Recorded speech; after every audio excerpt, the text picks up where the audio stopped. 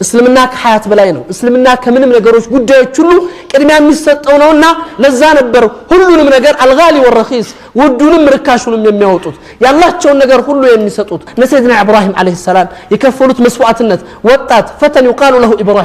ኢብራሂም የሚባል ወጣት ያለ ነው ቁርአኑ የገለጻቸው አንደር ኤጅ ሆኑ 18 አመት ያልሞላቸው ዓለም በከፈረበት የሰው ዘር ሁሉ እምነቱን በለቀቀበት አላህን የሚገዛ አንድ ሰው ባልነበረበት ብቸኛ አማኝ እሳቸው ነበሩ አላህ ስራቸው እንደላቸው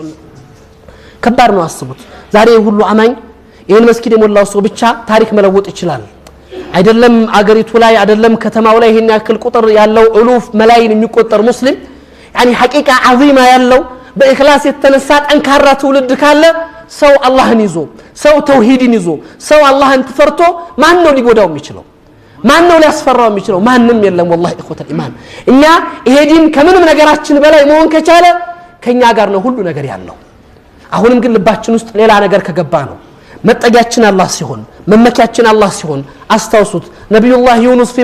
في بطن ሁት ገብተው حسبي الله ونعم الوكيل ነው ያሉት ሰይድና ሙሳ ቀውማቸውን ከፍርዓን ሲያወጡ حسبي الله ونعم الوكيل ነው ያሉት የነብዩ ሰለላሁ ዐለይሂ ወሰለም እና ባለደረቦቻቸው ሰው ሲሰባሰብ ቁጥሩ ሲሰፋ ኃይሉ ሲደረጅ حسبنا الله ونعم الوكيل ነው መልእክታቸው አላህን የተጠጋ አይከስርም ከስሮም ማያውቅም በታሪክ አጋጣሚ እስልምናን የመረጠ ተዋርዶ አያውቅም ሰው ኩፍርን ይዞ የበላይ ሆኖ ይኖራል እንኳን እስላምን ይዞ እንኳን አላህን ተጠግቶና ምን ጊዜም በእኛ ሐያት ውስጥ ውዱ ነገር ምን ሊሆን ይገባል እስላም የሰይድና ኢብራሂም አስተምሮትም ይሄ ነው አላህ ነማጅ البشري የሰው ልጅ ምሳሌ አድርጎ ቁርአን ላይ ካቀረባቸው ለኡመት መሐመድ ታላቅ ምሳሌ ሆነዋል ተብሎ ከተገለጹት መሰሎች ወይ ምሳሌዎች ውስጥ ሰይድና ኢብራሂም የመጀመሪያውና ትልቁ ናቸው እድሜያቸው ከ18 አመት በታች ሆነ ወጣት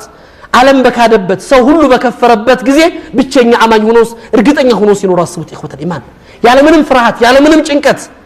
እንዴት ብለህ ነው የምትፈራው እስላምን ይዘህ እንዴት ብለህ ነው የምትጨነቀው እስላምን ይዘህ ለየትኛው ሐያት ግልጽ ነገር አለ መሞት ካለብህ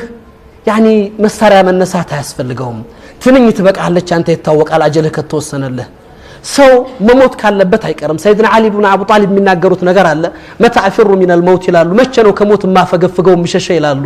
والله ለመሞት የምችልበት ነገር ምክንያቶች አሉ ይላሉ አላህ ያደረጋቸው ቀደር ከተወሰነብኝ ሞት አለ ተብሎ ከተወሰነብኝ ብሸሽ አላመልጠውም ይላሉ ካልተወሰነ ደግሞ መሸሻ ያስፈልገውም ይላሉ ስለዚህ መቼ ነው ሞትን የሚሸሸው ስለሸሽህ የምታመልጠው ስለፈለከው የምታገኘው ነገር አይደለም እኮ ሁሉም በቀደር የሚሄድ ነው ፈርተህ ማንነትን ፈርተህ አቂዳን ፈርተህ እስልምናን ፈርተህ ሐውያን የምታመጣበት ነገር የለም ለቤተሰቦች እንደሆነ ነገም ዛሬም ያለው አላህ ነው አንተ አይደለህም ያለው